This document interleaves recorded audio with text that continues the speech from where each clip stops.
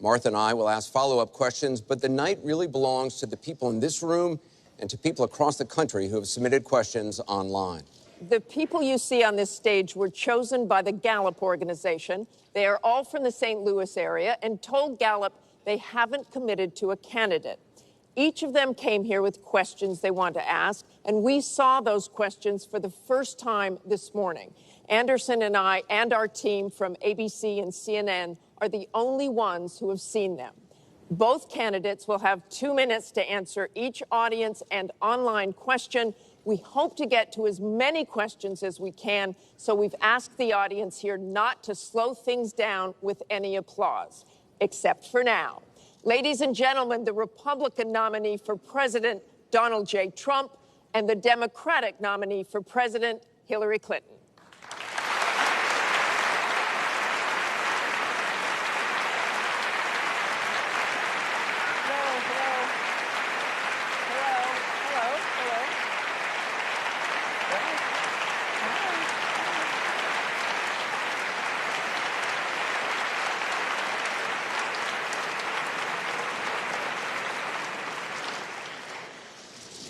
Thank you very much for being here. We're going to begin with a question from one of the members in our town hall.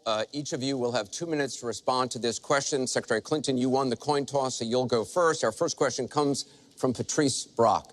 Patrice? Thank you and good evening. The last presidential debate could have been rated as MA, mature audiences, per TV parental guidelines. Knowing that educators assign viewing the presidential debates as students' homework, do you feel you are modeling appropriate and positive behavior for today's youth? Well, thank you. Are you a teacher? Yes, I think that that's a very good question because I've heard from lots of teachers and parents about some of their concerns about some of the things that are being said and done in this campaign. And I think it is very important for us to make clear to our children that our country really is great because we're good. And we are going to respect one another, lift each other up. We are going to be looking for ways to celebrate our diversity. And we are going to try to reach out to every boy and girl as well as every adult to bring them in to working on behalf of our country. I have a very positive and optimistic view about what we can do together. That's why the slogan of my campaign is Stronger Together.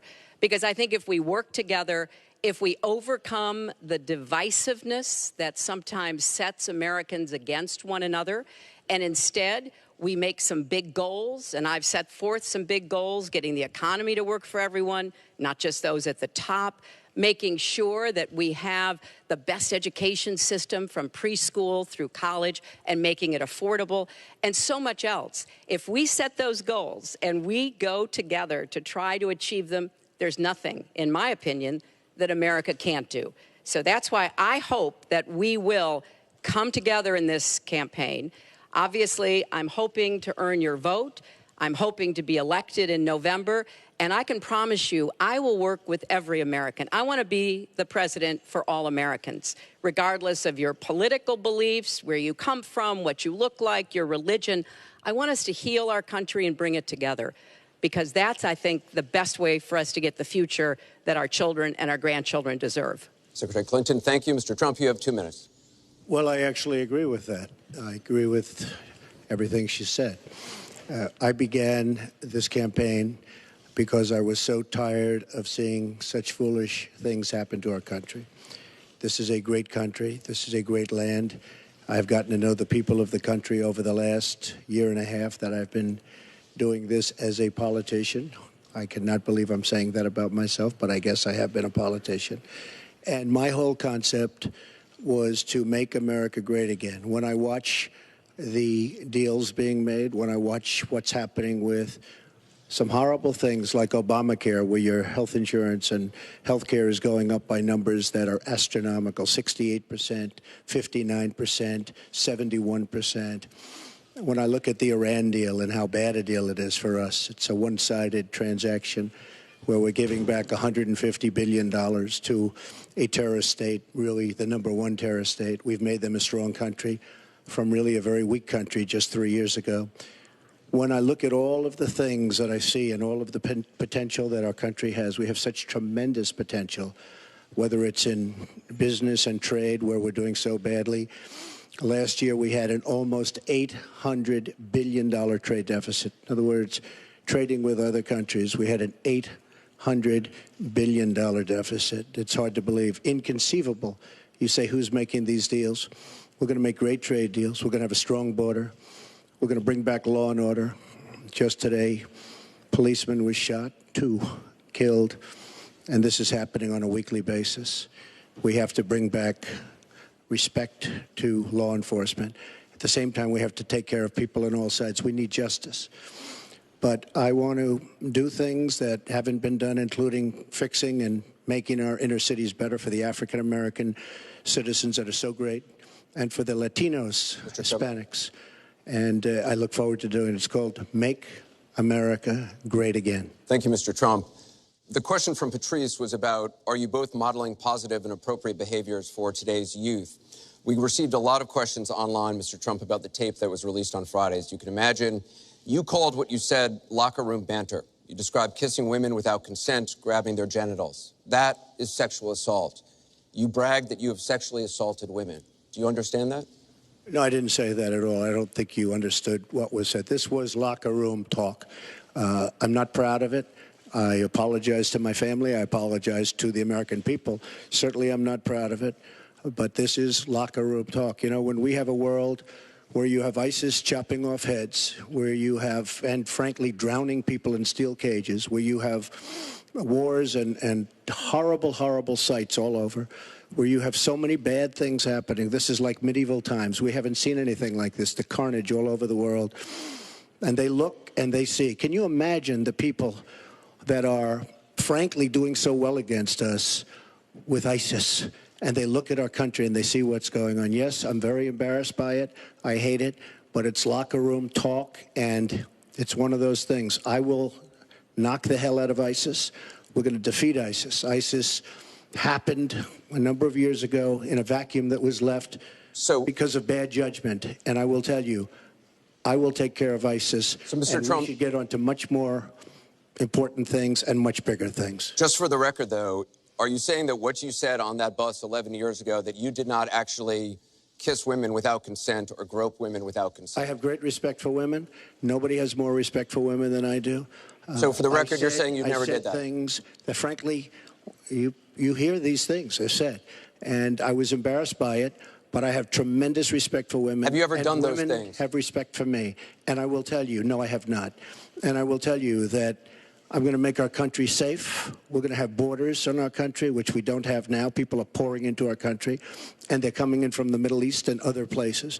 We're going to make America safe again. We're going to make America great again, but we're going to make America safe again. And we're going to make America wealthy again, because if you don't do that, it sounds harsh to say, but we have to build up the wealth of our nation. Right now, other nations are taking our jobs and they're taking our wealth. Thank you, Mr. And Trump. that's what I want to talk about. Secretary Clinton, do you want to respond?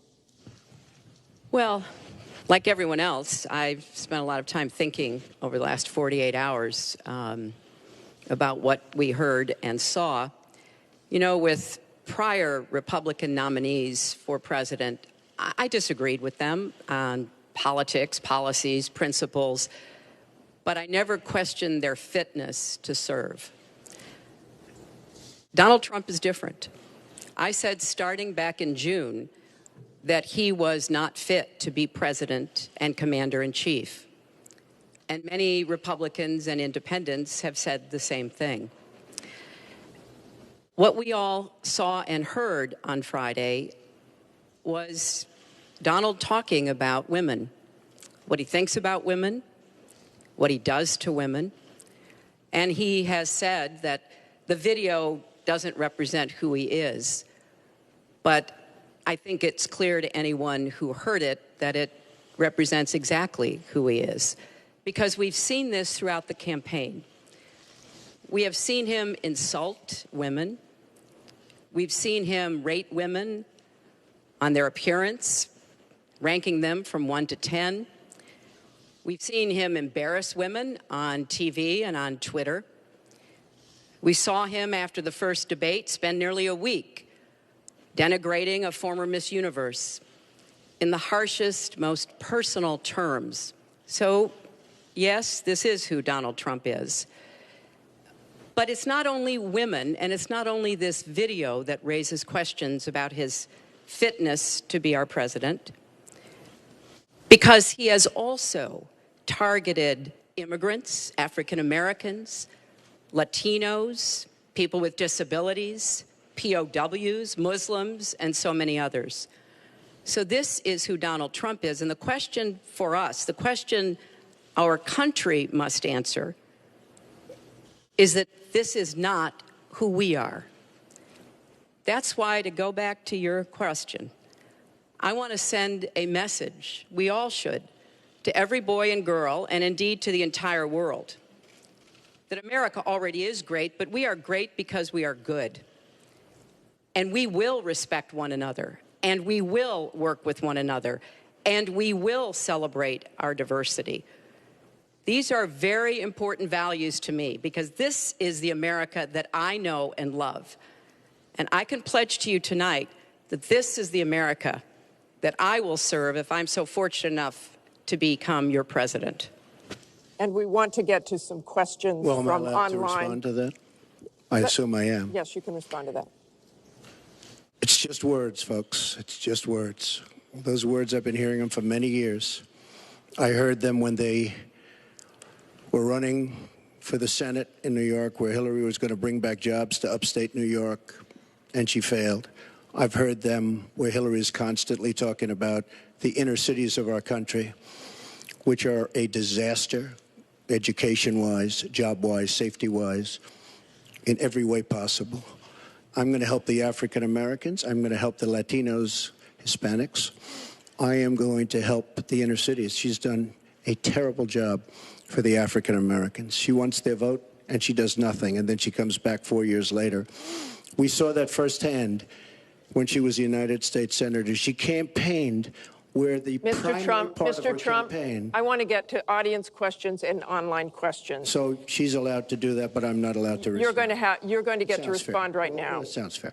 This tape is generating intense interest. In just 48 hours, it's become the single most talked about story of the entire 2016 election on Facebook, with millions and millions of people discussing it on the social network. As we said a moment ago, we do want to bring in questions from voters around the country via social media, and our first stays on this topic. Jeff from Ohio asks on Facebook, Trump says the campaign has changed him. When did that happen? So, Mr. Trump, let me add to that. When you walked off that bus at age 59, were you a different man, or did that behavior continue until just recently? And you have 2 minutes for this. As I told you, that was locker room talk. I'm not proud of it. I am a person who has great respect for people, for my family, for the people of this country, and certainly I'm not proud of it. But that was something that happened. If you look at Bill Clinton, far worse, minor words, and his was action. His was what he's done to women. There's never been anybody in the history of politics in this nation that's been so abusive to women. So you can say any way you want to say it, but Bill Clinton was abusive to women. Hillary Clinton attacked those same women and attacked them viciously. 4 of them are here tonight. One of the women, who is a wonderful woman, at 12 years old, was raped at 12. Her client, she represented, got him off, and she's seen laughing on 2 separate occasions, laughing at the girl who was raped. Kathy Shelton, that young woman, is here with us tonight. So don't tell me about words. I apologize for those words. But it is things that people say. But what President Clinton did, he was impeached. He lost his license to practice law. He had to pay an $850,000 fine to one of the women, Paula Jones, who's also here tonight. And I will tell you that when Hillary brings up a point like that, and she talks about words that I said 11 years ago, I think it's disgraceful, and I think she should be ashamed of herself, if you want to know the truth. Can we please hold the applause? Secretary Clinton, you have 2 minutes. Well, first, let me start by saying that so much of what he's just said is not right, but he gets to run his campaign any way he chooses. He gets to decide what he wants to talk about.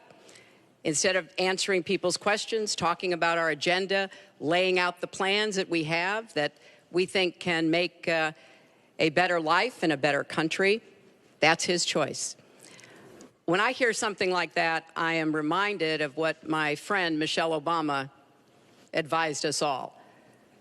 When they go low, you go high.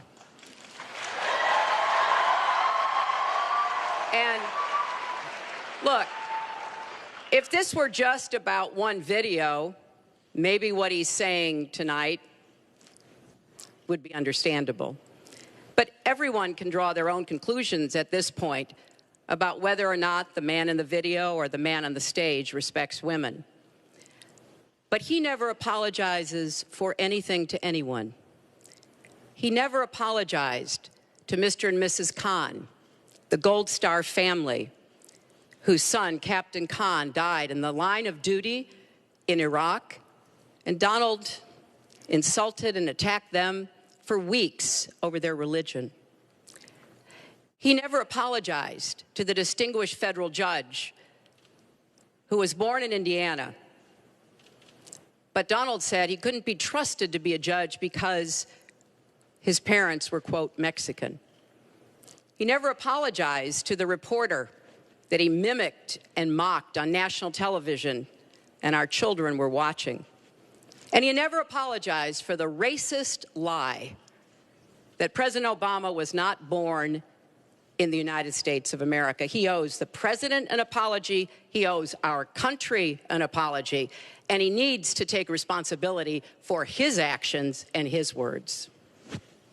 Well, you owe the president an apology because, as you know very well, your campaign, Sidney Blumenthal, he's another real winner that you have. And he's the one that got this started along with your campaign manager. And they were on television just 2 weeks ago. She was saying exactly that. So you really owe him an apology. You're the one that sent the pictures around your campaign, sent the pictures around with President Obama in a certain garb. That was long before I was ever involved. So you actually owe an apology. And number two, Michelle Obama. I've gotten to see the commercials that they did on you. And I've gotten to see some of the most vicious commercials I've ever seen of Michelle Obama talking about you, Hillary. So you talk about friend. Go back and take a look at those commercials. A race where you lost, fair and square, unlike the Bernie Sanders race where you won, but not fair and square, in my opinion. And all you have to do is take a look at WikiLeaks and just see what they said about Bernie Sanders and see what Deborah Wasserman Schultz had in mind, because Bernie Sanders, between superdelegates and Deborah Wasserman Schultz, he never had a chance. And I was so surprised to see him sign on with the devil. But when you talk about apology, I think the one that you should really be apologizing for, and the thing that you should be apologizing for, are the 33,000 emails that you deleted and that you acid washed. And then the 2 boxes of emails and other things last week that were taken from an office and are now missing. And I'll tell you what, I didn't think I'd say this, but I'm going to say it. And I hate to say it. But if I win, I am going to instruct my Attorney General to get a special prosecutor to look into your situation, because there has never been so many lies, so much deception. There has never been anything like it. And we're going to have a special prosecutor. When I speak, I go out and speak.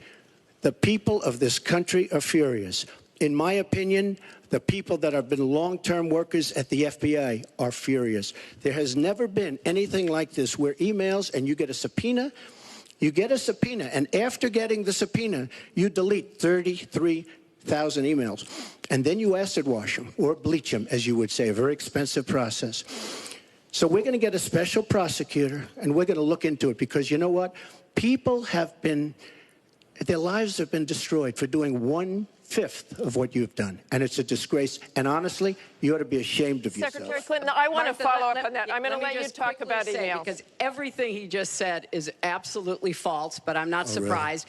In the first debate, And we in the really, first the debate, audience needs to I calm told down people here. that it would be impossible to be fact-checking Donald all the time. I'd never get to talk about anything I want to do and how we're going to really make lives better for people. So once again, go to HillaryClinton.com. We have literally Trump. You can fact check him in real time. Last time at the first debate, we had millions of people fact-checking, so I expect we'll have millions more fact-checking because, you know, it's just awfully good that someone with the temperament of Donald Trump is not in charge of the law in our country. Yeah, because you'd be in jail. Secretary Clinton.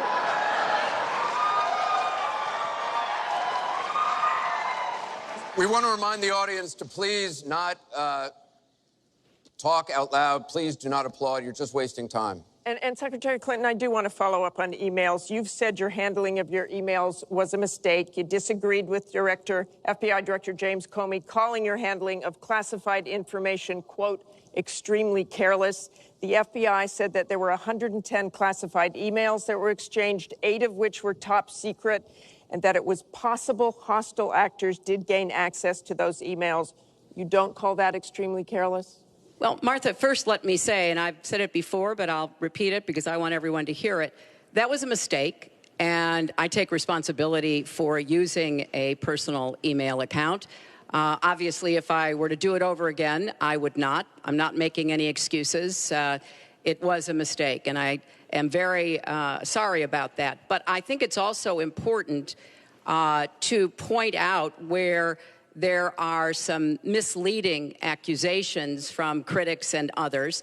After a year-long investigation, there is no evidence that anyone hacked the server I was using, and there is no evidence that anyone can point to at all, anyone who says otherwise has no basis, that any classified material ended up in the wrong hands. I take classified materials very seriously, and always have. When I was on the Senate Armed Services Committee, I was privy to a lot of classified material. Obviously, as Secretary of State, I had some of the most important secrets that we possess, such as going after bin Laden. So I am very committed to taking classified information seriously. And as I said, there is no evidence that any classified information ended up in the wrong hands. Okay, we're going to move on. And yet, she didn't know the letter C on a document, right? She didn't even know what that letter meant. You know, it's amazing. I'm watching Hillary go over facts, and she's going after fact after fact, and she's lying again because she said what she did with emails was fine. You think it was fine to delete 33,000 emails? I don't think so. She said the 33,000 emails had to do with her daughter's wedding, number one, and a yoga class. Well, maybe we'll give 3 or 4 or 5 or something. 33,000 emails deleted. And now she's saying there wasn't anything wrong. And more importantly, that was after getting a subpoena. That wasn't before. That was after. She got it from the United States Congress. And I'll be honest, I am so disappointed in congressmen, including Republicans, for allowing this to happen. Our Justice Department, where her husband goes onto the back of an airplane for 39 minutes, talks to the Attorney General days before a ruling is going to be made on her case. But for you to say that there was nothing wrong with you deleting 39,000 emails, again, you should be ashamed of yourself. What you did, and this is after getting a subpoena from the United States Congress. We have to move on. Secretary Clinton, you can respond, and then we got to move on. We want to give the audience a chance put here. in jail, let alone after getting a subpoena from the United States Secretary Congress. Clinton, you can respond, then we have to move on to an audience question. Look, it's just not true, and so please you go didn't delete them? Allow her to respond, please. Personal emails, not official. 33,000? Well, we turned over 35,000, so oh, yeah. It was. What about the other 15,000? Please allow her to respond. She didn't talk while you talked. Yes, that's true. I didn't. Because you I have didn't nothing in to the say. first debate, and I'm going to try not to in this debate because I'd like to get to the questions that the people have brought here tonight to talk to us about. And get off this question. Okay, Donald, I know you're into big diversion tonight, anything to avoid talking about your campaign and the way it's exploding and the way Republicans are leaving you. But let's let's at see what least happens focus Allow her to on some of respond. the Let's see what issues happens. that people care about tonight. Let's get to their question. We have a question here from Ken Karpowitz. He has a question about health care. Ken? I'd like to know, Anderson, why aren't you bringing up the emails? I'd like to know. Why aren't you We getting brought up to the the bottom? emails. No, it hasn't. It hasn't. And it hasn't been finished at all. Ken Karpowitz has a question. It's nice to 1 on 3. Thank you. Affordable Care Act, known as Obamacare, it is not affordable. Premiums have gone up, deductibles have gone up, co-pays have gone up, prescriptions have gone up, and the coverage has gone down. What will you do to bring the costs down and make coverage better? That first one goes to Secretary Thank Clinton you. because you started out the last one to the audience. If he wants to start, he can start. This- No, go ahead, Donald. No, I'm a gentleman, Hillary. Go ahead. Secretary Clinton? Well, I think Donald was about to say he's going to solve it by repealing it and getting rid of the Affordable Care Act. And I'm going to fix it because I agree with you. Premiums have gotten too high, co-pays, deductibles, prescription drug costs. And I've laid out a series of actions that we can take to try to get those costs down. But here's what I don't want people to forget. When we're talking about reining in the costs, which has to be the highest priority of the next president, when the Affordable Care Act passed, it wasn't just that 20 million people got insurance who didn't have it before, but that in and of itself was a good thing. I meet these people all the time, and they tell me what a difference having that insurance meant to them and their families. But everybody else, the 170 million of us who get health insurance through our employers, got big benefits. Number one, insurance companies can't deny you coverage because of a pre-existing condition. Number two, no lifetime limits, which is a big deal if you have serious health problems. Number three, women can't be charged more than men for our health insurance, which is the way it used to be before the Affordable Care Act. Number four, if you're under 26 and your parents have a policy, you can be on that policy until the age of 26, something that didn't happen before. So I want very much to save what works and is good about the Affordable Care Act. But we've got to get costs down. We've got to provide some additional help to small businesses so that they can afford to provide health insurance. But if we repeal it, as Donald has proposed, and start over again, all of those benefits I just mentioned are lost to everybody, not just people who get their health insurance on the exchange. And then we would have to start all over again. Right now, we are at 90% health insurance coverage. That's the highest we've ever been in our country. Secretary Clinton, so your I want time's us up. to get to 100%, but get costs down and keep quality up. Mr. Trump, you have 2 minutes.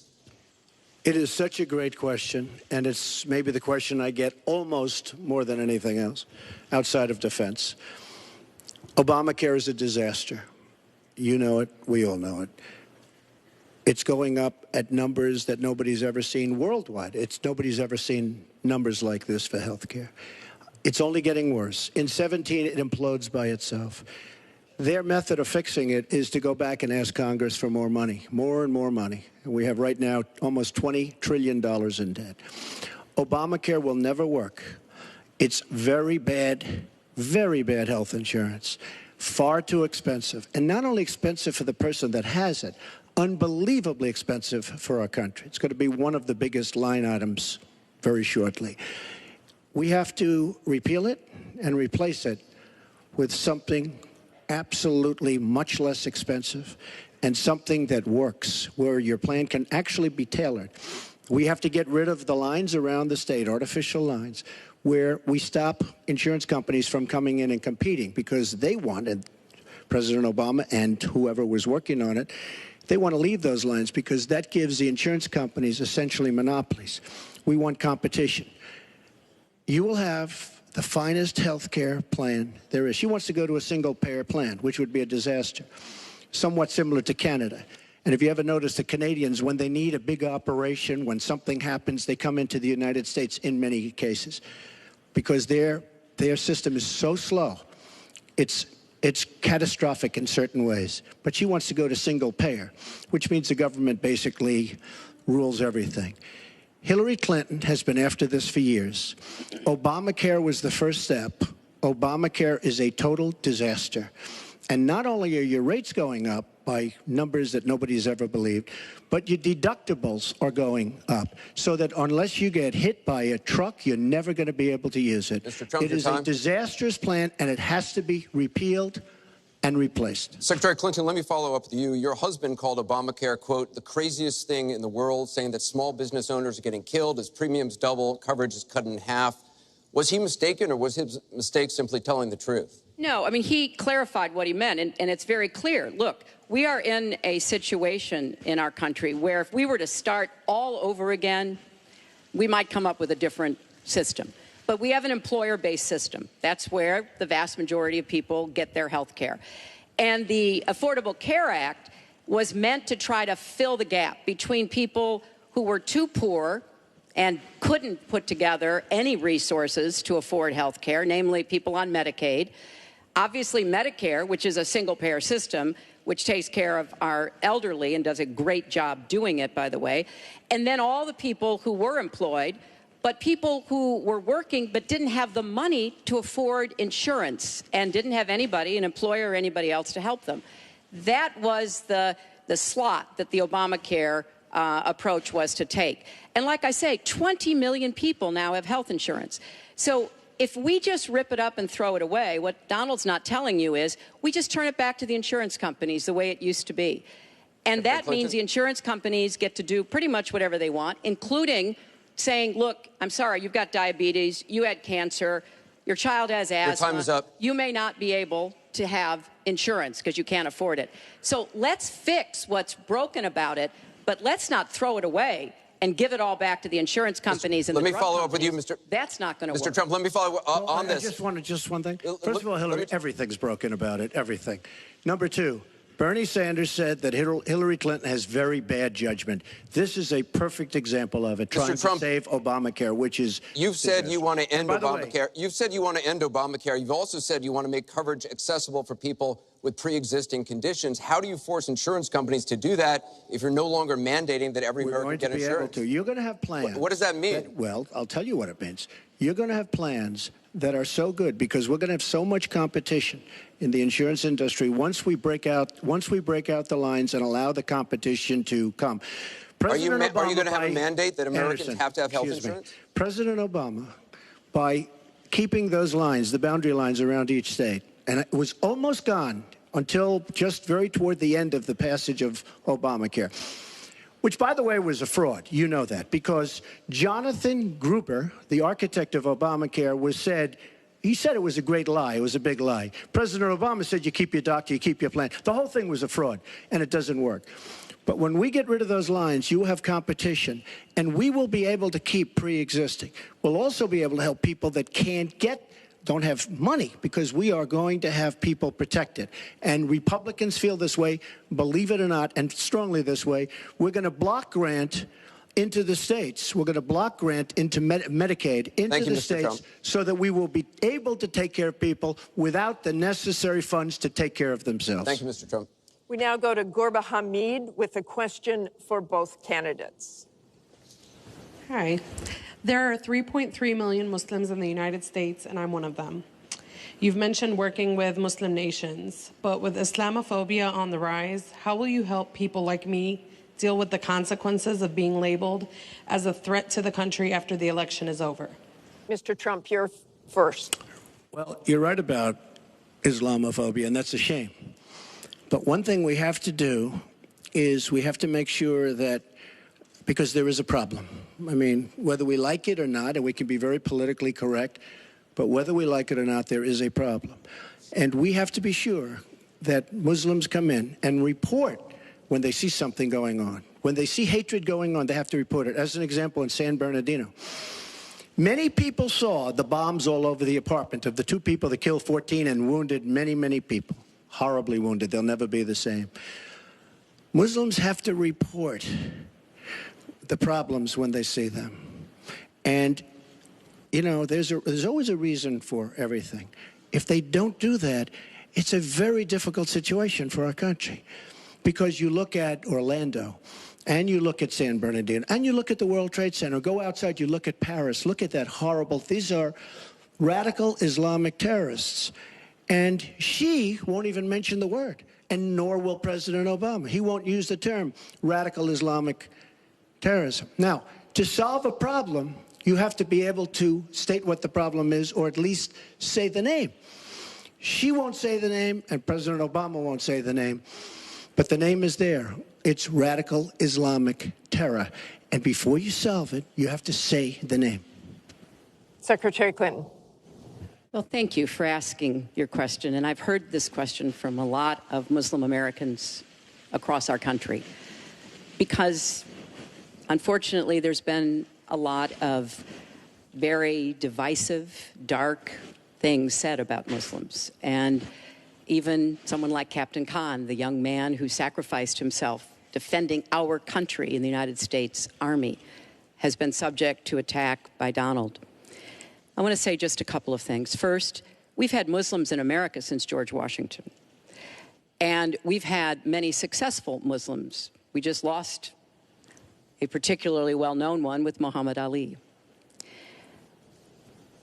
My vision of America is an America where everyone has a place. If you're willing to work hard, you do your part, you contribute to the community. That's what America is. That's what we want America to be for our children and our grandchildren. It's also very short-sighted and even dangerous to be engaging in the kind of demagogic rhetoric that Donald has about Muslims. We need American Muslims to be part of our eyes and ears on our front lines. I've worked with a lot of different Muslim groups around America. I've met with a lot of them, and I've heard how important it is for them to feel that they are wanted and included and part of our country, part of our homeland security, and that's what I want to see. It's also important, I intend to defeat ISIS, to do so in a coalition with majority Muslim nations. Right now, a lot of those nations are hearing what Donald says and wondering, why should we cooperate with the Americans? And this is a gift to ISIS and the terrorists. Violent jihadist terrorists. We are not at war with Islam.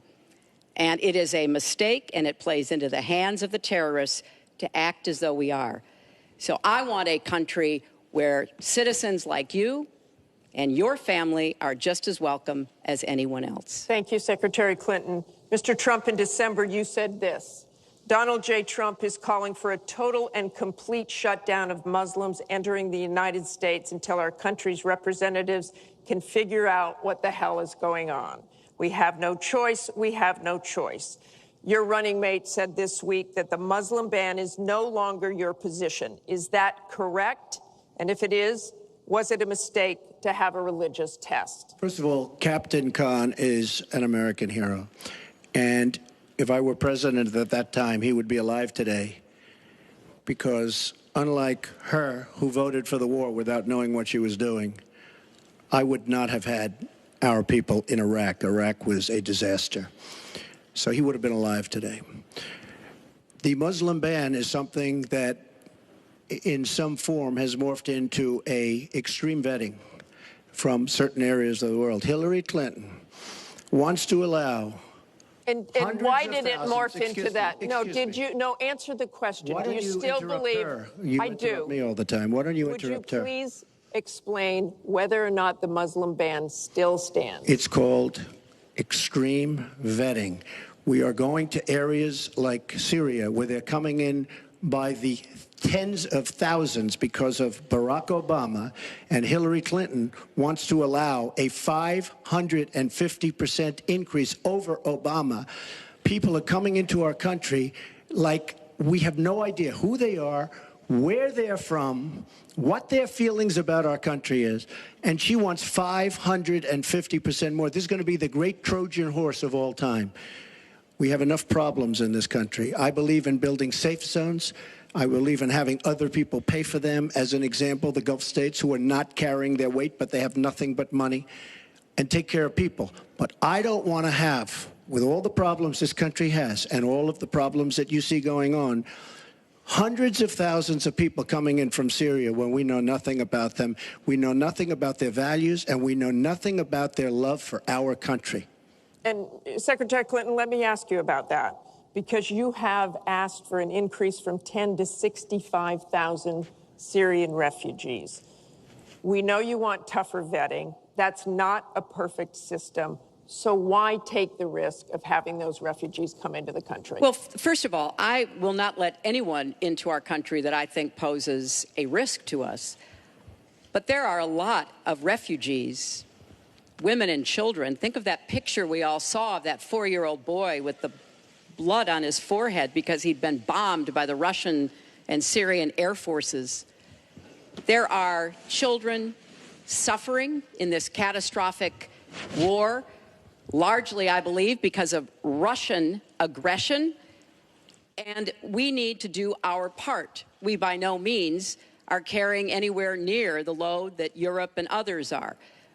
But we will have vetting that is as tough as it needs to be from our professionals, our intelligence experts, and others. But it is important for us as a policy, not to say, as Donald has said, we're going to ban people based on a religion. How do you do that? We are a country founded on religious freedom and liberty. How do we do what he has advocated without causing great distress within our own country? Are we going to have religious tests when people fly into our country? And how do we expect to be able to implement those? So I thought that what he said was extremely unwise and even dangerous. And indeed, you can look at the propaganda on a lot of the terrorist sites, and what Donald Trump says about Muslims is used to recruit fighters because they want to create a war between us. And the final thing I would say, this is the 10th or 12th time that he's denied being for the war in Iraq. We have it on tape. The entire press corps has looked at it. It's been debunked, but it never stops him from saying whatever he wants to say. Has not been debunked. So please has not been debunked. And go to HillaryClinton.com and you can see it. I was against the war in Iraq. Has not been debunked. And you voted for it, and you shouldn't have. Well, I just want to There's been lots of fact-checking on that. I'd like to move on to an online question. She just went about 25 seconds over her time. Could I just respond to this, please? Very quickly, please. Hillary Clinton, in terms of having people come into our country, we have many criminal illegal aliens. When we want to send them back to their country says we don't want them. In some cases, they're murderers, drug lords, drug problems, and they don't want them.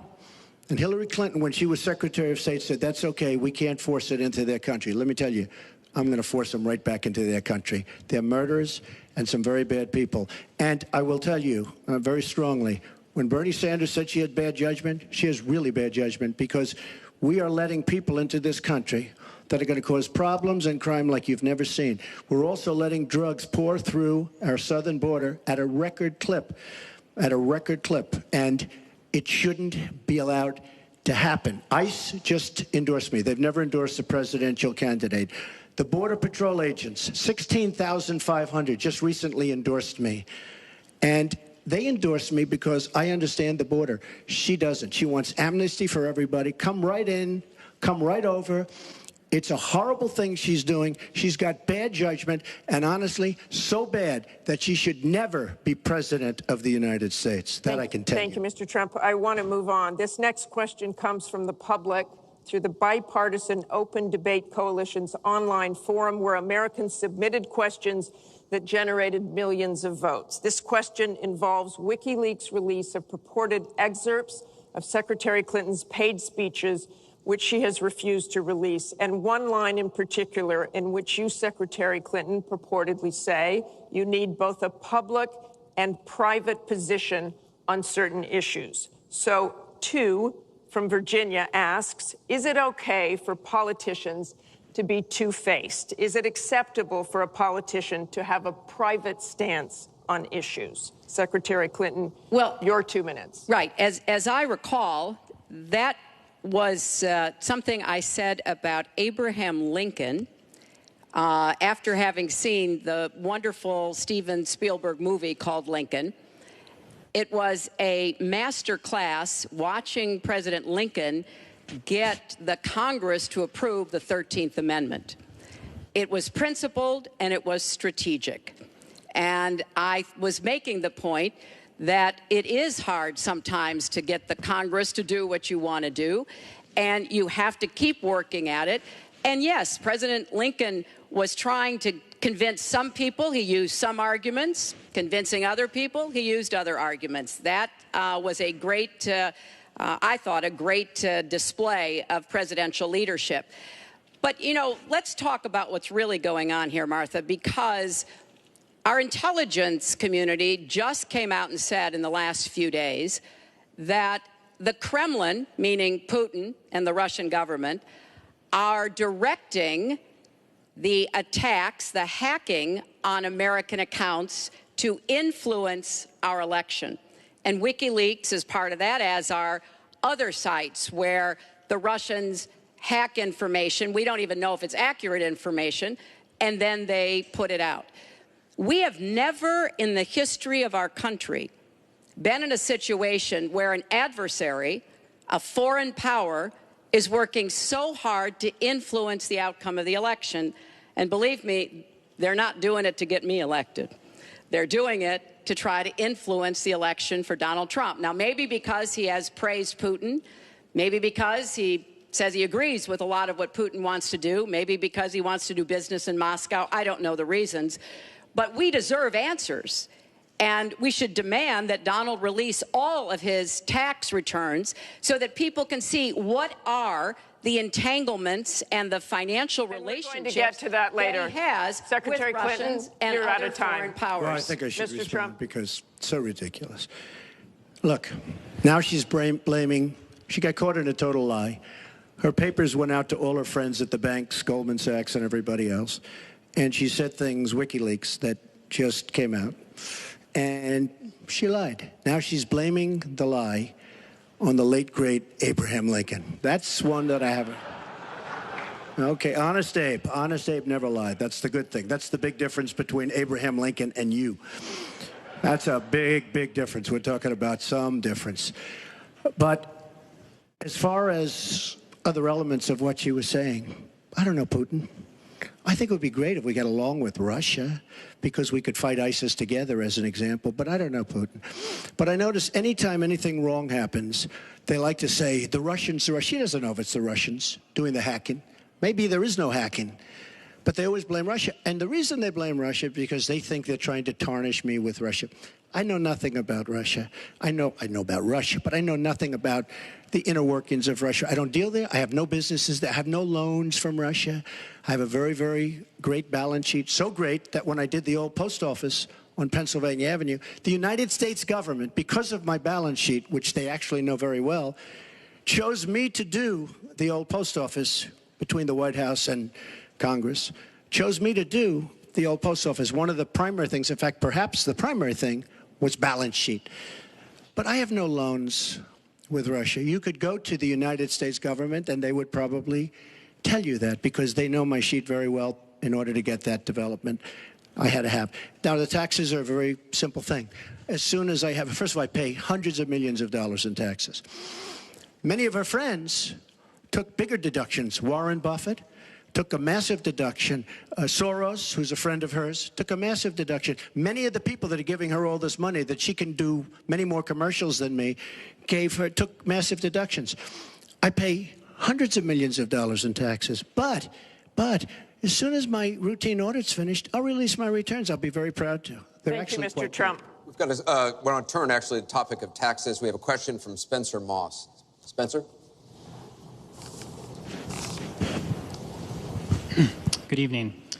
My question is, what specific tax provisions will you change to ensure the wealthiest Americans pay their fair share in taxes? Mr. Trump, you have 2 minutes. Well, one thing I do is get rid of carried interest. One of the greatest provisions for people like me, to be honest with you. I give up a lot when I run because I knock out the tax code. And she could have done this years ago, by the way. She was a United States senator.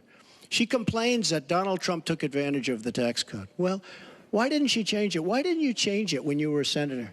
The reason you didn't is that all your friends take the same advantage that I do. And I do. You have provisions in the tax code that, frankly, we could change.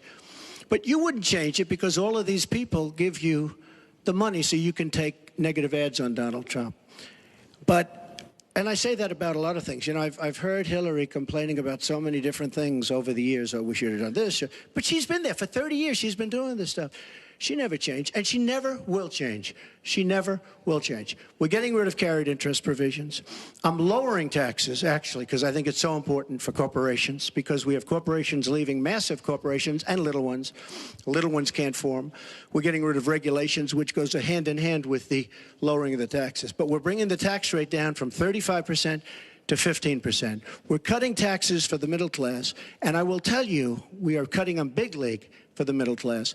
And I will tell you, Hillary Clinton is raising your taxes, folks. You can look at me. She's raising your taxes really high. And what that's going to do is a disaster for the country. But she is raising your taxes, and I'm lowering your taxes. That in itself is a big difference. We are going to be thriving again. We have no growth in this country. There's no growth. If China has a GDP of 7%, it's like a national catastrophe. We're down at 1%. And that's like no growth. And we're going lower, in my opinion. And a lot of it has to do with the fact that our taxes are so high, just about the highest in the world. And I'm bringing them down to one of the lower in the world. And I think it's so important, one of the most important things we can do. But she is raising everybody's taxes massively. Secretary Clinton, you have 2 minutes. The question was, what specific tax provisions will you change to ensure the wealthiest Americans pay their fair share of taxes? Well, everything you've heard just now from Donald is not true. I'm sorry I have to keep saying this, but he lives in an alternative reality. And it is sort of amusing to hear somebody who hasn't paid federal income taxes in maybe 20 years talking about what he's going to do. But I'll tell you what he's going to do. His plan will give the wealthy and corporations the biggest tax cuts they've ever had, more than the Bush tax cuts by at least a factor of 2.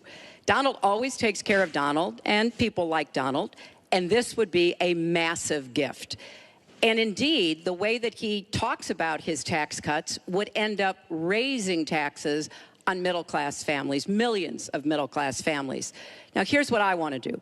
I have said nobody who makes less than $250,000 a year, and that's the vast majority of Americans, as you know, will have their taxes raised, because I think we've got to go where the money is. And the money is with people who've taken advantage of every single break in the tax code. And yes, when I was a senator, I did vote to close corporate loopholes. I voted to close, I think, one of the loopholes he took advantage of when he claimed $1 billion loss that enabled him to avoid paying taxes. I want to have a tax on people who are making $1 million. It's called the Buffett rule. Yes, Warren Buffett is the one who's gone out and said somebody like him should not be paying a lower tax rate than his secretary. I want to have a surcharge on incomes above $5 million. We have to make up for lost times, because I want to invest in you. I want to invest in hardworking families.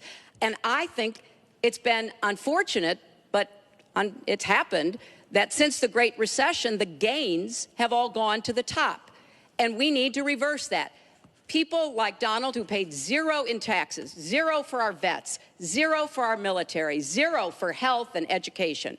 That is wrong. And we're going to make sure that nobody, no corporation and no individual, can get away without paying his fair share to support our country. Mr. Trump, I want to give you the chance to respond. I just want to tell our viewers what she's referring to. In the last month, taxes were the #1 issue on Facebook for the first time in the campaign.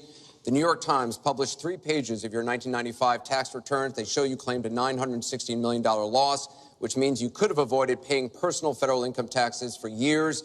You've said you pay state taxes, employee taxes, real estate taxes, property taxes. You have not answered, though, a simple question. Did you use that $916 million loss to avoid paying personal federal income taxes for years? Of course I do. Of course I do. And so do all of her donors, or most of her donors. I know many of her donors. Her donors took massive tax write-offs. So have you not paid personal federal income taxes? A lot of my write-off was depreciation and other things that Hillary, as a senator, allowed. And she'll always allow it, because the people that give her all this money, they want it. That's why. See, I understand the tax code better than anybody that's ever run for president. Hillary Clinton, and it's extremely complex, Hillary Clinton has friends that want all of these provisions, including they want the carried interest provision, which is very important to Wall Street people, but they really want the carried interest provision, which I believe Hillary's leaving. It's very interesting why she's leaving carried interest. But I will tell you that, number one, I pay tremendous numbers of taxes.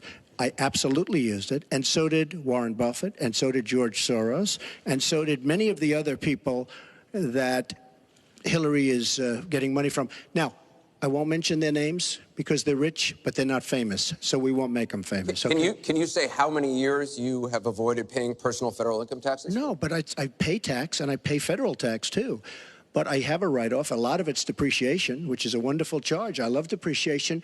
You know, she's given it to us. Hey, if she had a problem, for 30 years she's been doing this, Anderson. I say it all the time. She talks about health care. Why didn't she do something about it? She talks about taxes. Why didn't she do something about it?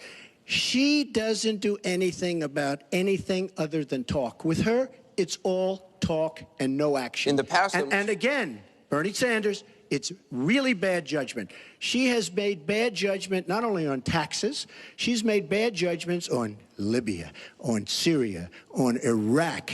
I mean, her and Obama, whether you like it or not, the way they got out of Iraq, the vacuum they've left, that's why ISIS formed in the first place. They started from that little area, and now they're in 32 different nations, Hillary. Congratulations. Great job. I want you to be able to respond, Secretary Clinton.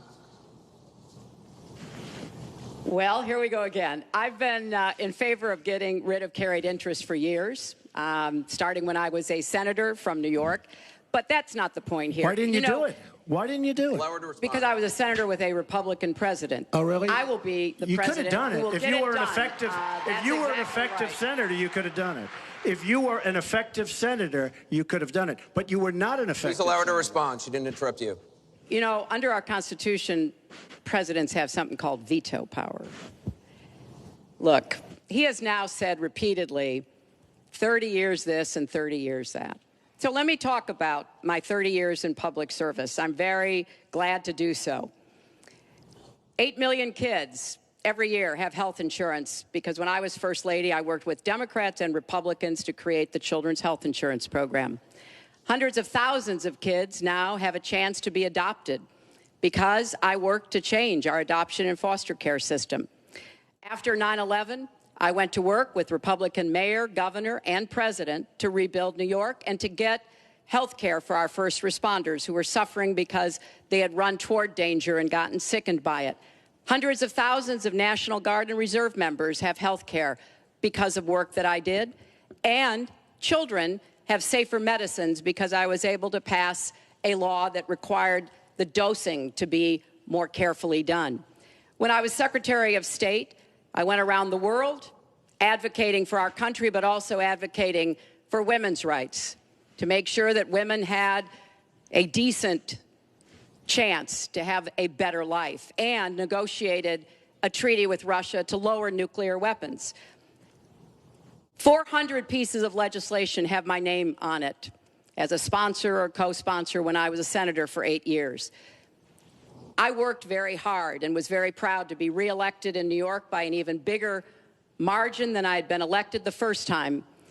And as president, I will take that work, that bipartisan work, that finding common ground, because you have to be able to get along with people to get things done in Washington. Thank you, Secretary. And I've proven that I can. And for 30 years, I've produced results for people. Thank you, Secretary. We're going to move on to Syria. Both of you have mentioned that. She said a lot of things. I think we should we can, be allowed no, to maybe Mr. Trump, we're going to go on. This is about the audience. Disaster as a senator. Mr. Trump, we're going to move on. The heartbreaking video of a 5-year-old Syrian boy named Amran sitting in an ambulance after being pulled from the rubble after an airstrike in Aleppo focused the world's attention on the horrors of the war in Syria, with 136 million views on Facebook alone. But there are much worse images coming out of Aleppo every day now, where in the past few weeks alone, 400 people have been killed, at least 100 of them children. Just days ago, the State Department called for a war crimes investigation of the Syrian regime of Bashar al-Assad and its ally, Russia, for their bombardment of Aleppo. So this next question comes from social media through Facebook. Diane from Pennsylvania asks, if you were president, what would you do about Syria and the humanitarian crisis in Aleppo? Isn't it a lot like the Holocaust when the U.S. waited too long before we helped? Secretary Clinton, we will begin with your 2 minutes. Well, the situation in Syria is catastrophic. And every day that goes by, we see the results of the regime by Assad in partnership with the Iranians on the ground, the Russians in the air, bombarding places, in particular Aleppo, where there are hundreds of thousands of people, probably about 250,000 still left. And there is a determined effort by the Russian Air Force to destroy Aleppo in order to eliminate the last of the Syrian rebels who were really holding out against the Assad regime. Russia hasn't paid any attention to ISIS. They're interested in keeping Assad in power. So when I was Secretary of State, advocated, and I advocate today, a no-fly zone and safe zones. We need some leverage with the Russians because they're not going to come to the negotiating table for a diplomatic resolution unless there is some leverage over them. And we have to work more closely with our partners and allies on the ground. But I want to emphasize that what is at stake here is the ambitions and the aggressiveness of Russia. Russia has decided that it's all in Syria, and they've also decided who they want to see become president of the United States, too, and it's not me. I've stood up to Russia. I've taken on Putin and others, and I would do that as president. I think wherever we can cooperate with Russia, that's fine, and I did as Secretary of State. That's how we got a treaty reducing nuclear weapons. It's how we got the sanctions on Iran that put a lid on the Iranian nuclear program without firing a single shot. So I would go to the negotiating table with more leverage than we have now. But I do support the effort to investigate for crimes, war crimes, committed by the Syrians and the Russians and try to hold them accountable. Thank you, Secretary Clinton. First of all, Mr. she Trump. was there as Secretary of State with the so-called line in the sand, which... No, I wasn't. I was gone. I hate to interrupt you, but you were in at some contact, point, excuse me. At some point, we need to do some You were in total contact here. with the White House. And perhaps, sadly, Obama probably still listened to you. I don't think he'd be listening to you very much anymore. Obama draws the line in the sand. It was laughed at all over the world what happened. Now, with that being said, she talks tough against Russia. But our nuclear program has fallen way behind, and they've gone wild with their nuclear program. Not good. Our government shouldn't have allowed that to happen. Russia is new in terms of nuclear. We are old, we're tired, we're exhausted in terms of nuclear. A very bad thing. Now, she talks tough. She talks really tough against Putin and against Assad. She talks in favor of the rebels. She doesn't even know who the rebels are. You know, every time we take rebels, whether it's in Iraq or anywhere else, we're arming people. And you know what happens? They end up being worse than the people. Look at what she did in Libya with Gaddafi. Gaddafi's out. It's a mess. And by the way, ISIS has a good chunk of their oil. I'm sure you probably have heard that. It was a disaster. Because the fact is, almost everything she's done in foreign policy has been a mistake, and it's been a disaster. But if you look at Russia, just take a look at Russia, and look at what they did this week, where I agree she wasn't there, but possibly she's consulted. We sign a peace treaty. Everyone's all excited. Well, what Russia did with Assad, and by the way, with Iran, who you made very powerful with the dumbest deal perhaps I've ever seen in the history of deal-making, the Iran deal with $150 billion, with the $1.7 billion in cash, which is enough cash to fill up this room. But look at that deal. Iran now and Russia are now against us. So she wants to fight. She wants to fight for rebels. There's only one problem. You don't even know who the rebels are. Mr. Trump, so Mr. what's Trump, the purpose? your 2 minutes and one thing is I have up. to say, your 2 minutes I don't is like up. Assad at all, but Assad is killing ISIS. Russia is killing ISIS, and Iran is killing ISIS. And those three have now lined up because of our weak foreign policy. Mr. Trump, let me repeat the question. If you were president, What would you do about Syria and the humanitarian crisis in Aleppo? And I want to remind you what your running mate said. He said provocations by Russia need to be met with American strength, and that if Russia continues to be involved in airstrikes along with the Syrian government forces of Assad, the United States of America should be prepared to use military force to strike the military targets of the Assad regime. Okay. He and I haven't spoken, and I disagree. I disagree. You disagree with your running mate. I think we have to knock out ISIS. Right now, Syria is fighting ISIS. We have people that want to fight both at the same time. But Syria is no longer Syria. Syria is Russia, and it's Iran, who she made strong, and Kerry and Obama made into a very powerful nation and a very rich nation very, very quickly, very, very quickly. I believe we have to get ISIS. We have to worry about ISIS before we can get too much more involved. She had a chance to do something with Syria. They had a chance. And that was the line. What do you think will happen if Aleppo falls? I think Aleppo is a disaster humanitarian-wise. What do you think will happen if it falls? I think that it basically has fallen, okay? It basically has fallen. Let me tell you something. You take a look at Mosul. The biggest problem I have with the stupidity of our foreign policy. We have Mosul. They think a lot of the ISIS leaders are in Mosul. So we have announcements coming out of Washington and coming out of Iraq. We will be attacking Mosul in 3 weeks or 4 weeks. Well, all of these bad leaders from ISIS are leaving Mosul. Why can't they do it quietly? Why can't they do the attack, make it a sneak attack, and after the attack is made, inform the American public that we've knocked out the leaders, we've had a tremendous success. People leave. Why do they have to say we're going to be attacking Mosul within the next 4 to 6 weeks, which is what they're saying? How stupid is our country? There are sometimes reasons the military does that. Psychological warfare. I can't think of any. I can't think of any. It might be to help get civilians out. And we have, look, I have 200 generals and admirals who endorse me. I have 21 Congressional Medal of Honor recipients who endorse me. We talk about it all the time. They understand. Why can't they do something secretively where they go in and they knock out the leadership? Why would these people stay there? I've been reading now for weeks. Tell me what your strategy is. I've been reading now for weeks about Mosul, that it's the harbor of where, between Raqqa and Mosul. This is where they think the ISIS leaders are. Why would they be staying? They're not staying there anymore. They're gone.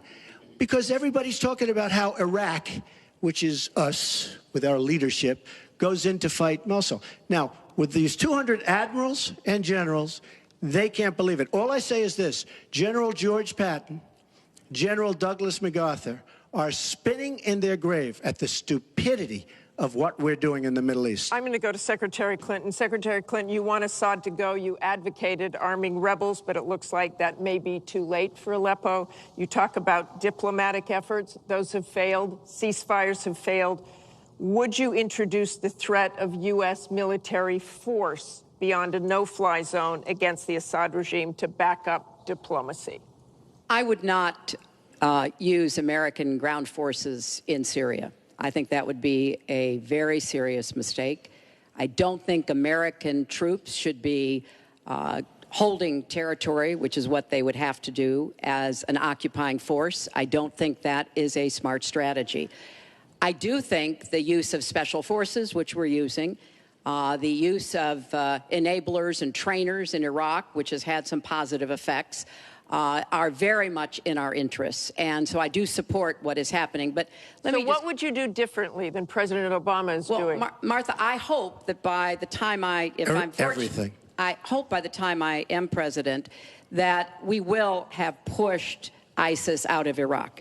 I do think that there is a good chance that we can take Mosul. Donald says he knows more about ISIS than the generals. No, he doesn't. There are a lot of very important planning going on, and some of it is to signal to the Sunnis in the area, as well as Kurdish Peshmerga fighters, that we all need to be in this, and that takes a lot of planning and preparation.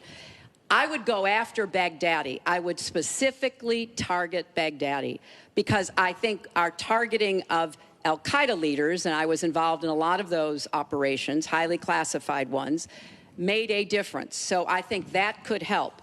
I would also consider arming the Kurds. The Kurds have been our best partners in Syria as well as Iraq. And I know there's a lot of concern about that in some circles, but I think they should have the equipment they need so that Kurdish and Arab fighters on the ground are the principal way that we take Raqqa after pushing ISIS out of Iraq. Thank you very much. We're going to move It's on. funny, she went over a minute over, and you don't stop her. When I go 1 second over, it's like You a had big deal. many answers. It's really very We've interesting. got a question over here from James Carter. Mr. Carter?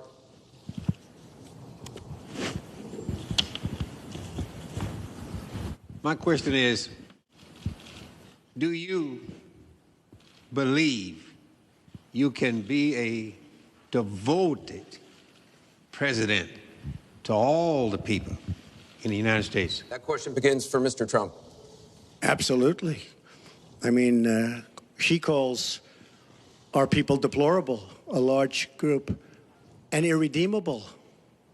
I will be a president for all of our people, and I'll be a president that will turn our inner cities around and will give strength to people and will give economics to people and will bring jobs back, because NAFTA, signed by her husband, is perhaps the greatest disaster trade deal in the history of the world, not in this country.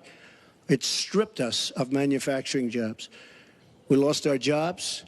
We lost our money. We lost our plants. It is a disaster. And now she wants to sign TPP, even though she says now she's for it. She called it the gold standard.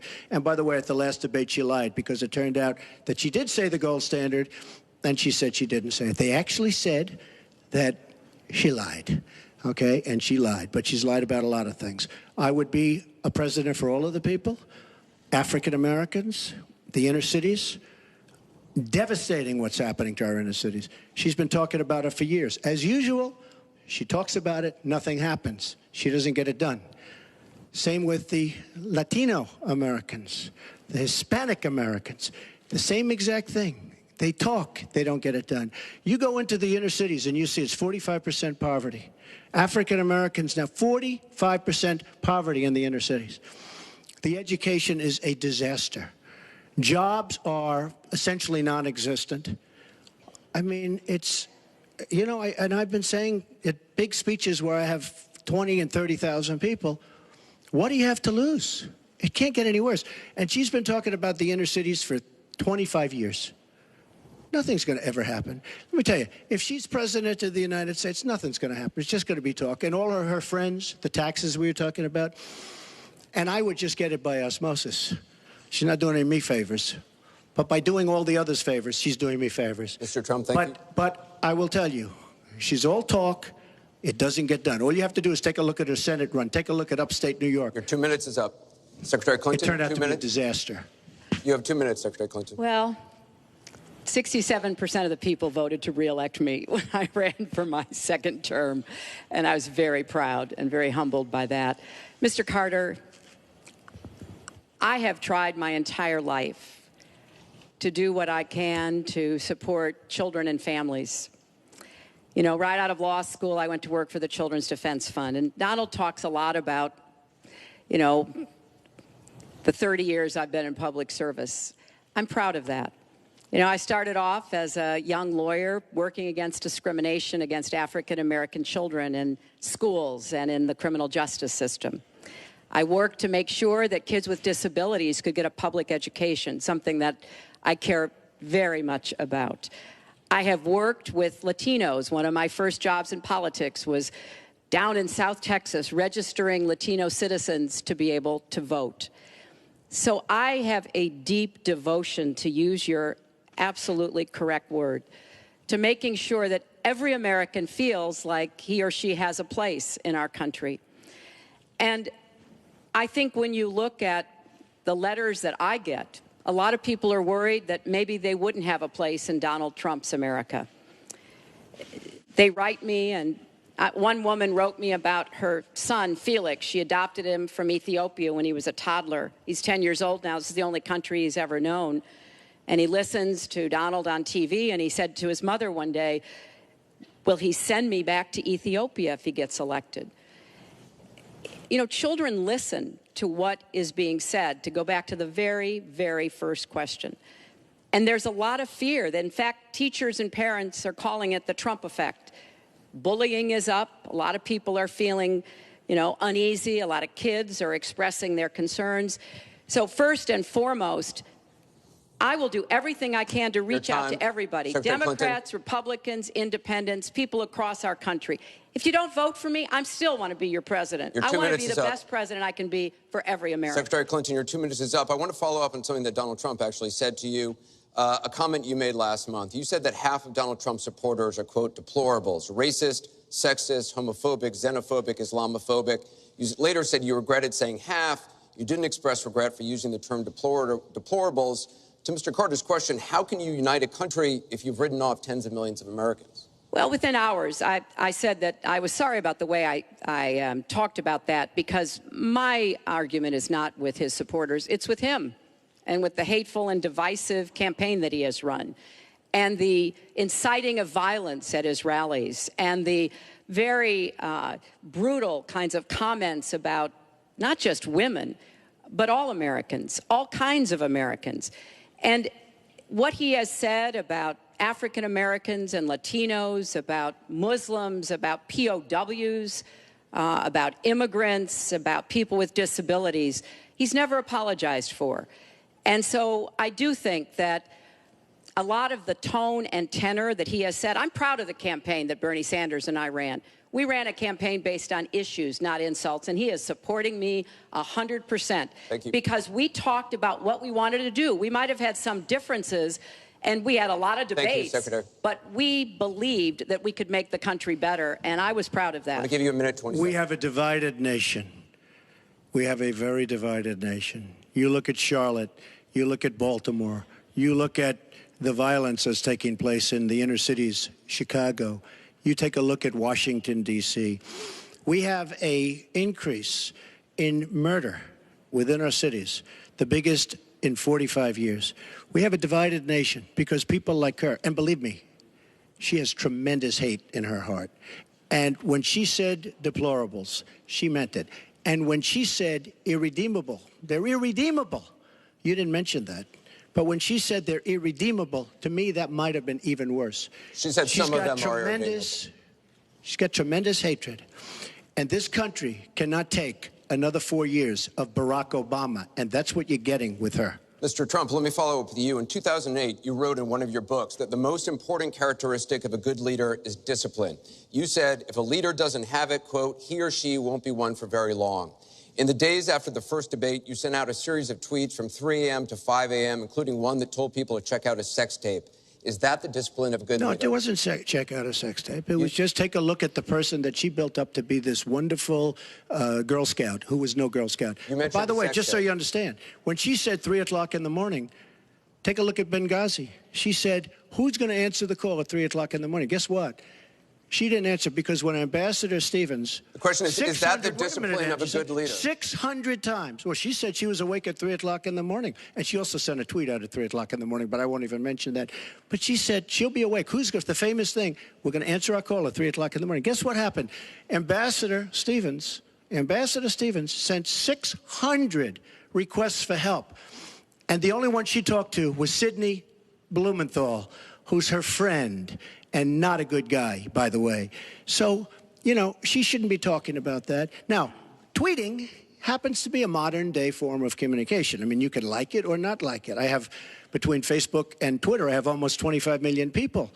It's a very effective way of communication. So you can put it down, but it is a very effective form of communication. I'm not unproud of it, to be honest with you. Secretary Clinton, does Mr. Trump have the discipline to be a good leader? No. I'm shocked to hear that. Well, it's not only my opinion, it's the opinion of many others, national security experts, Republicans, former Republican members of Congress.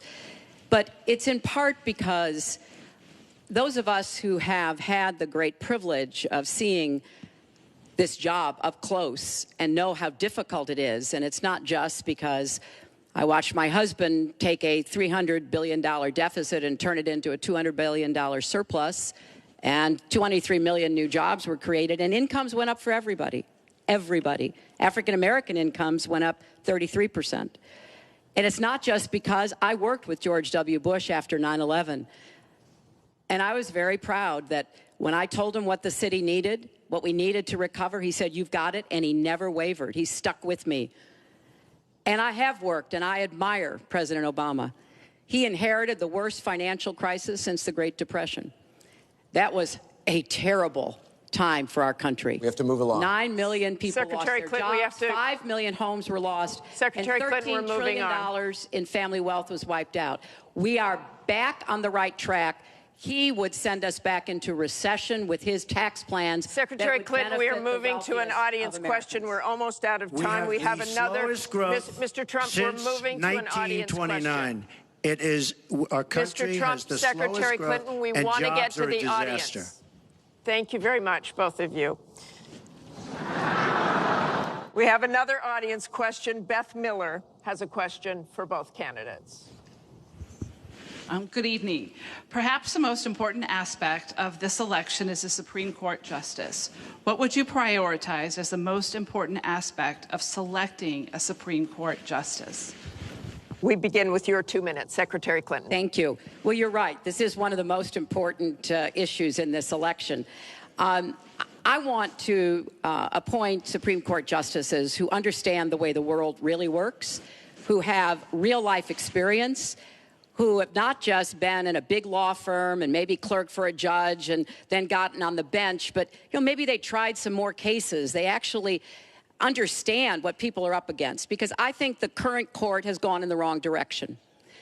And so I would want to see the Supreme Court reverse Citizens United and get dark, unaccountable money out of our politics. Donald doesn't agree with that. I would like the Supreme Court to understand that voting rights are still a big problem in many parts of our country, that we don't always do everything we can to make it possible for people of color and older people and young people to be able to exercise their franchise. I want a Supreme Court that will stick with Roe v. Wade and a woman's right to choose, and I want a Supreme Court that will stick with marriage equality. Now, Donald has put forth the names of some people that he would consider. And among the ones that he has suggested are people who would reverse Roe v. Wade and reverse marriage equality. I think that would be a terrible mistake and would take us backwards. I want a Supreme Court that doesn't always side with corporate interests. I want a Supreme Court that understands because you're wealthy and you can give more money to something doesn't mean you have any more rights or should have any more rights than anybody else. So I have very clear views about what I want to see to change the balance on the Supreme Court. And I regret deeply that the Senate has not done its job, and they have not permitted a vote on the person that President Obama, a highly qualified person, they've not given him a vote to be able to have the full complement of 9 Supreme Court justices. I think that was a dereliction of duty. I hope that they will see their way to doing it, but if I am so fortunate enough as to be president, I will immediately move to make sure that we fill that. We have 9 justices, Secretary and they get to work on behalf of our people. Thank you. You're out of time, Mr. Trump.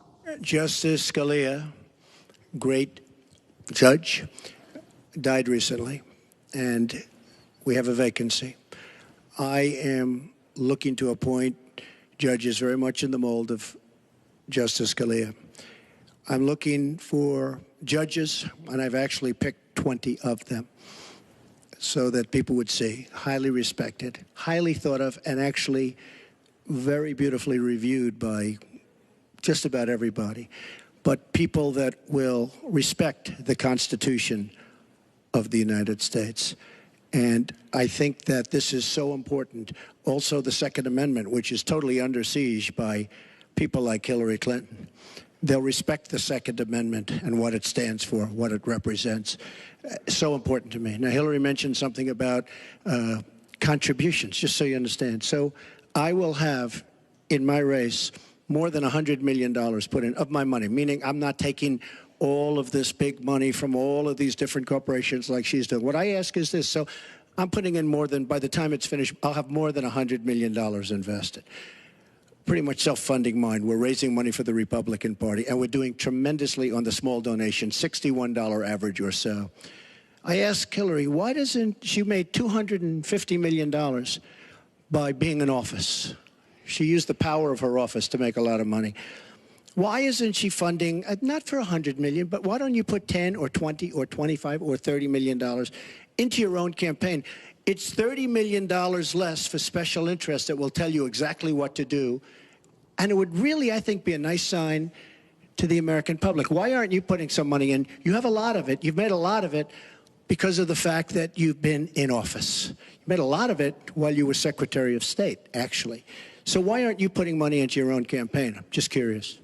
Well, thank you very much. Thank you. We're going to get on to one more question. The question was about the Supreme Court, and I just want to quickly say, very quickly, I respect the Second Amendment, but I believe there should be comprehensive background checks, and we should close the gun show loophole and close the online loophole. We have one more question, Mrs. Clinton, as we possibly can. We have one more question from Ken Bone about energy policy. Ken? What steps will your energy policy take to meet our energy needs while at the same time remaining environmentally friendly and minimizing job loss for fossil power plant workers? Mr. Trump, 2 minutes. Absolutely. I think it's such a great question because energy is under siege by the Obama administration, under absolute siege. The EPA, Environmental Protection Agency, is killing these energy companies. And foreign companies are now coming in, buying so many of our different plants and then rejiggering the plant so that they can take care of their oil. We are killing, absolutely killing our energy business in this country. Now, I'm all for alternative forms of energy, including wind, including solar, etc. But we need much more than wind and solar. And you look at our miners. Hillary Clinton wants to put all the miners out of business. There is a thing called clean coal. Coal will last for 1,000 years in this country. Now we have natural gas and so many other things because of technology. We have we have found over the last 7 years, we have found tremendous wealth right under our feet. So good, especially when you have 20 trillion in debt. I will bring our energy companies back. They'll be able to compete. They'll make money. They'll pay off our national debt. They'll pay off our tremendous budget deficits, which are tremendous. But we are putting our energy companies out of business. We have to bring back our workers. You take a look at what's happening to steel and the cost of steel, and China dumping vast amounts of steel all over the United States, which essentially is killing our steel workers and our steel companies. We have to guard our energy companies. We have to make it possible. The EPA is so restrictive that they are putting our energy companies out of business. And all you have to do is go to a great place like West Virginia or places like Ohio, which is phenomenal, or places like Pennsylvania, and you see what they're doing to the people, miners and others in the energy business. It's a disgrace. Your time is up. Thank you, sir. It's an absolute disgrace. And Secretary Clinton, 2 minutes. Well, that was very interesting. First of all, China is illegally dumping steel in the United States, and Donald Trump is buying it to build his buildings, putting steel workers and American steel plants out of business. That's something that I fought against as a senator, and that I would have a trade prosecutor to make sure that we don't get taken advantage of by China on steel or anything else.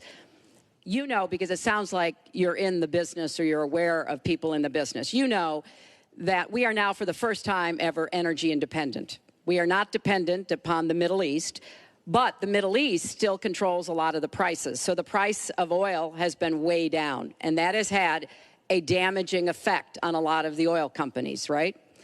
We are, however, producing a lot of natural gas, which serves as a bridge to more renewable fuels, and I think that's an important transition. We've got to remain energy independent. It gives us much more power and freedom than to be worried about what goes on in the Middle East. We have enough worries over there without having to worry about that. So I have a comprehensive energy policy, but it really does include fighting climate change, because I think that is a serious problem. And I support moving toward more clean, renewable energy as quickly as we can. Because I think we can be the 21st century clean energy superpower and create millions of new jobs and businesses. But I also want to be sure that we don't leave people behind. That's why I'm the only candidate from the very beginning of this campaign who had a plan to help us revitalize coal country. Because those coal miners and their fathers and their grandfathers, they dug that coal out. A lot of them lost their lives. They were injured. But they turned the lights on and they powered our factories. I don't want to walk away from them, so we've got to do something for them. But the price of coal is down worldwide. So we have to look at this comprehensively, and that's exactly what I have proposed. I hope you will go to HillaryClinton.com and look at my entire policy. One more audience question. We've sneaked in one more question, and it comes from Carl Becker. Good evening.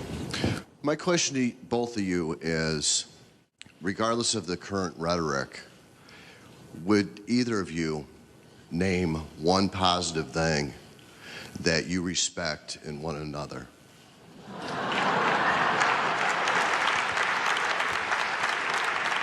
Mr. Trump, would you like to go first? Well, I certainly will, because I think that's a very fair and important question. Look, I respect his children. His children are incredibly able and devoted, and I think that says a lot about Donald. I don't agree with nearly anything else he says or does, but I do respect that. And I think that is something that, as a mother and a grandmother, is very important to me.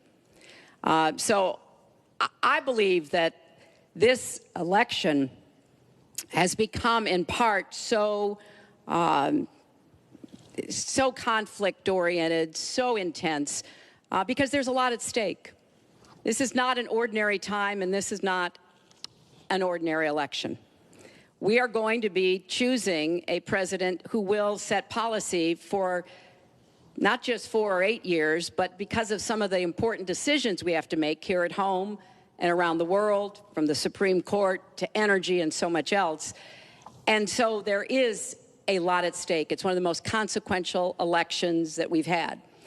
And that's why I've tried to put forth specific policies and plans, trying to get it off of the personal and put it on to what it is I want to do as president. And that's why I hope people will check on that for themselves, so that they can see that, yes, I've spent 30 years, actually maybe a little more, working to help kids and families, and I want to take all that experience to the White House and do that every single day. Mr. Trump.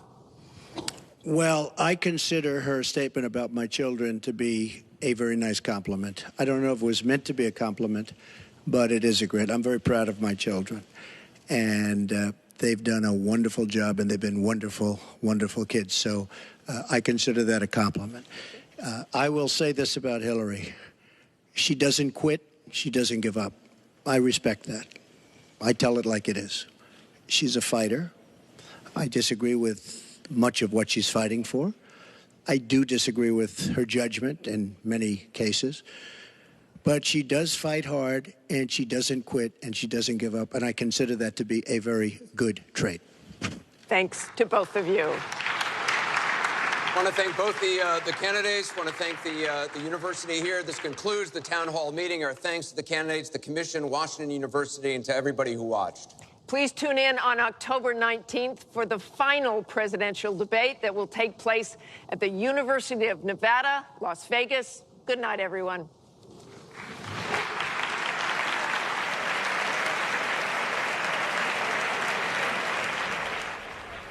There you have it. The second face-off between Secretary Clinton and Mr. Trump is now over. Started on a rather contentious note. They did not shake hands. They did not shake hands. They did just shake hands at the end, though. Yeah. They did. Well, it ended on kind of a lovely, optimistic note. I don't know about you guys. I'm feeling my feelings right now. Can you say some nice things about Dan that you really admire?